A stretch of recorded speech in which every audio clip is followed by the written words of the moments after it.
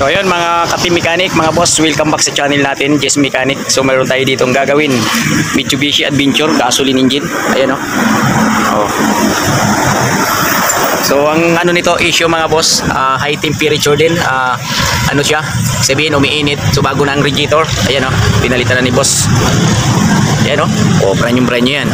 Tapos syempre yung thermostat valve kasi tinanggal nung nag-overhaul dati nung radiator niya, yung luma pa yung radiator niya. So in-advise daw nung nag-overhaul ng radiator is tanggalin na thermostat. So syempre pwede naman yun, kaya nga lang syempre naka-design talaga to sa may thermostat valve. O diba, kaya ibabalik natin, bumili tayo ng bago. So Mitsubishi brand pa. Ito, papakita ko lang ano, 82C. Ayan o, Mitsubishi thermostat valve brand. So ito ang laman. So hindi pa natin kinakalas no, kasi medyo mainit pa. Ayan. So ito mga kaibigan, naputol yung ano natin kasi may nagtanong na customer. 82C yung ipapalit natin na thermostat pa rin ang ibabalik natin. Ayan. So hindi lang makita dahil malabo ang camera natin. So ito, tatanggalin na natin tong ano, air cleaner hose. So iwasan lang natin to kasi nagagalaw to, namamalya sa kanyang knock sensor, ay map sensor niya. Okay, so ito, kakalasin na natin tong hose kasi nandito siya sa ilalim. Ayan o, yung hose na to, lower hose.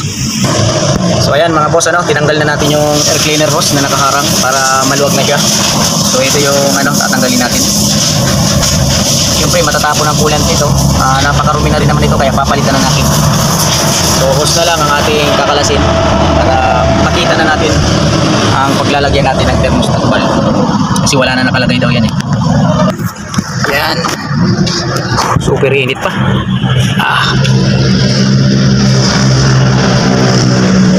Tukit pa naman yung hose niya eh. Ayan, kaya nga lang yung clamp, siyempre talagang ano na to, okay pa naman ang clamp niya.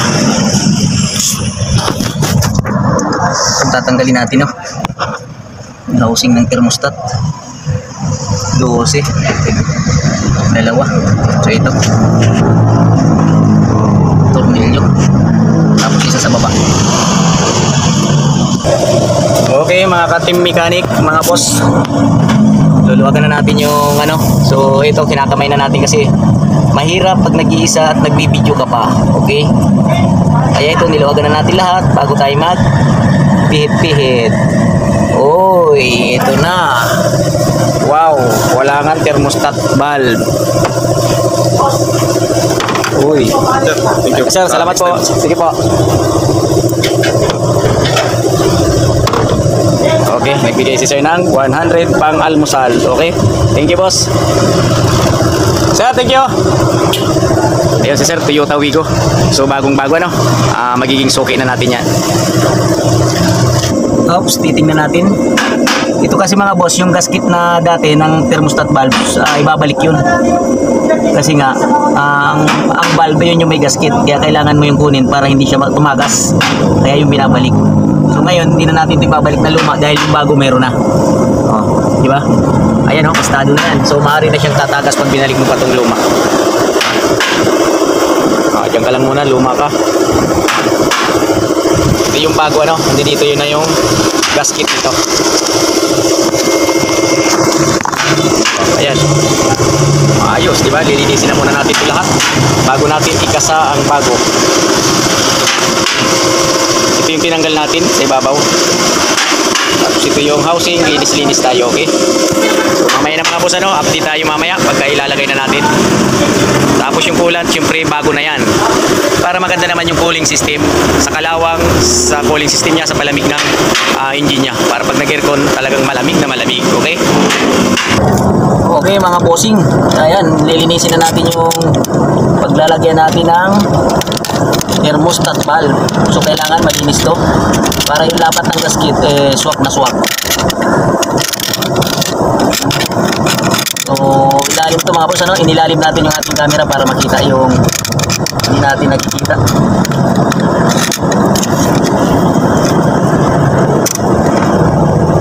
Thermostat valve.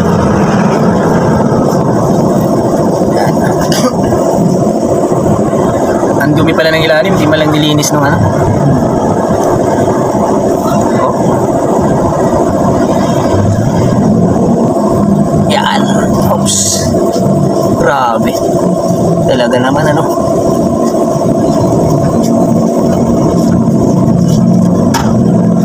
nadaloy pa na tubig.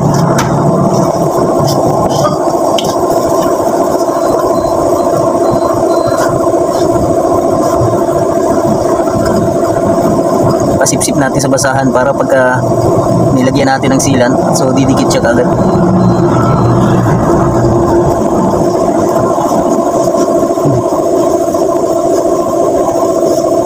Yan, sigurado na yan.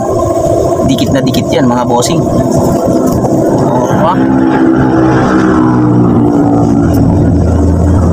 Ayos. Yan, nandi dito ng thermostat valve, nilagay na natin. Yan o, swak na swak. Yan, ayos. Yan mga boss, lapat na lapat yan. Kailangan diretso ilagay natin. Yan, ilagay natin ng sealant para sigurado dikit siya.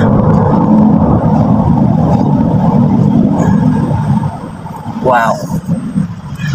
So ito naman yung lalagyan natin niya yung sealant para mailagay na natin dito. Ayos. Ayan. May sealant na siya mga boss. So ilalagay na natin. Lapat muna natin.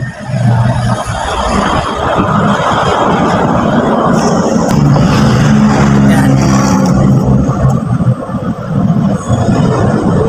Oops. Masikip.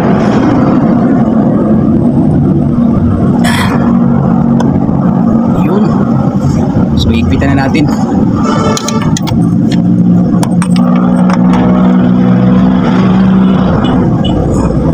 Yan, lapat muna natin syempre para maganda-gandang ano.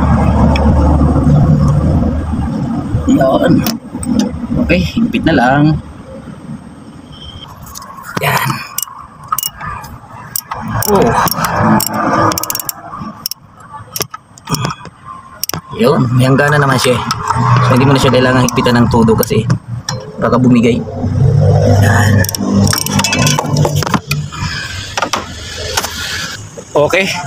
So ito mga kaibigan, nilagay na natin yung hose.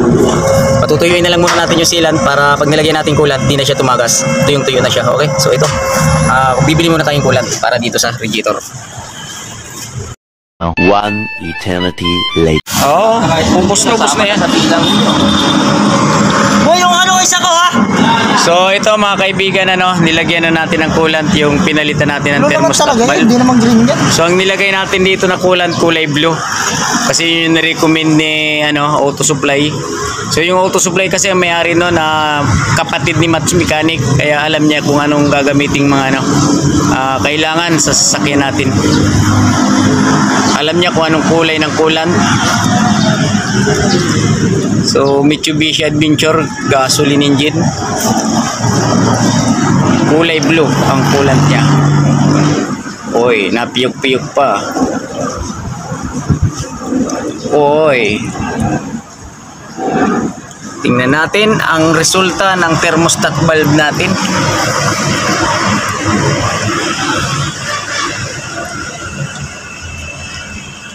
Oy,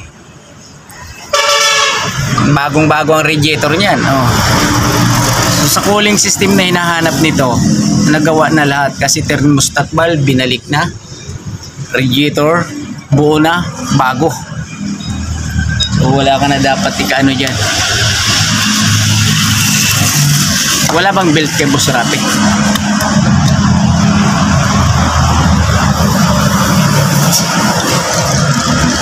Laki ng radiator baka kulangin ka niya.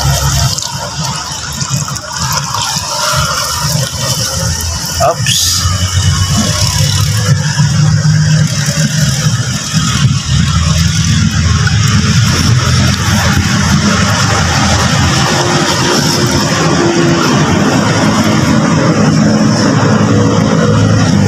Start na. Sige mo muna. Lagay mo muna doon nyo para makita ni sir na blue. Dati kasi daw nakalagay dito green. Blue naman dapat talaga ito eh. Di ba sa Mitsubishi blue ano? Hindi, green.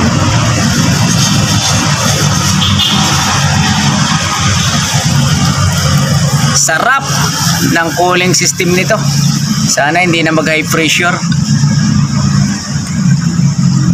Kasi pag high pressure ang sasakyan, syempre overheat yan.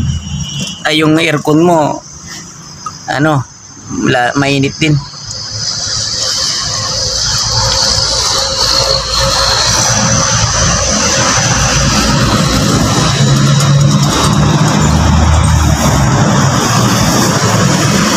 Dami hangin ah.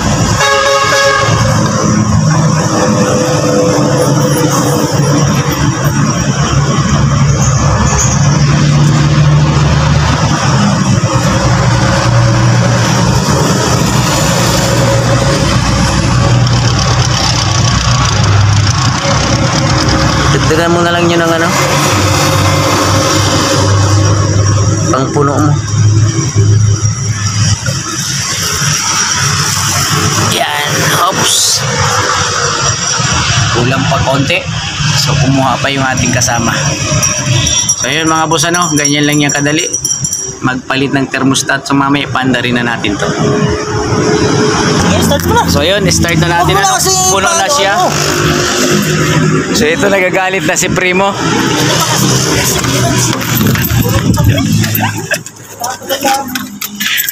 So paanda rin na natin yung adventure. Oh, start!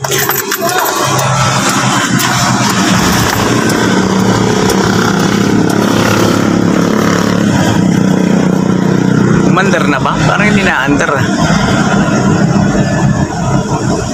Napakatining Sus, ganda-ganda pa umandar nitong adventure na to.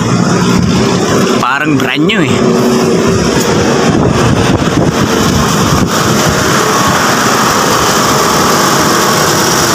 Ayan oh.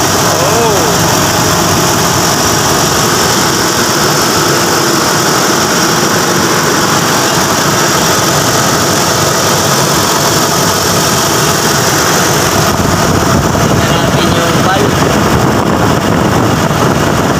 Okay naman ang minor mo ah.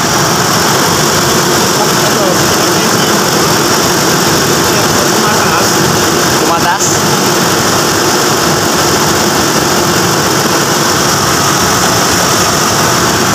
Lagay yung mineral.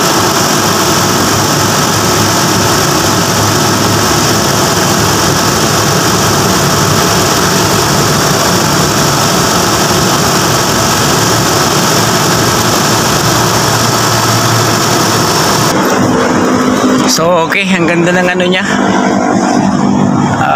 Andar, parang brand new. So yun lang mga kaibigan, napaka basic lang naman magpalit ng thermostat valve ni Adventure gasoline engine. So yun, mga pakipalo na lang, comment, share, like na ating channel Jess Mechanic. Next video na lang, abangan nyo. Thank you for watching Jess Mechanic.